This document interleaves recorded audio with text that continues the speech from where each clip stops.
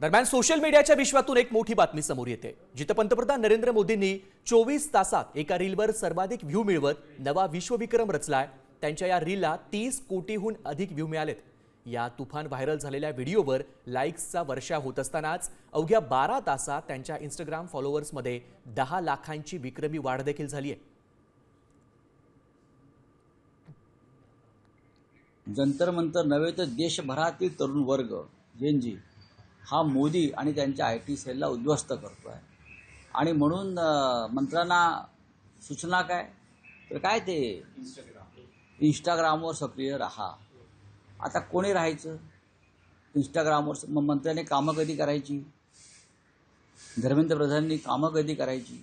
इतर काही मंत्री आहेत अर्धशिक्षित, अमित शहा सारखे, स्वतः मोदी अर्धशिक्षित आहेत, त्यांचा इंस्टाग्राम कोण चालवत आहे? बघा, हे सगळं एका भीतीतून निर्माण झालेल्या गोष्टी आहेत।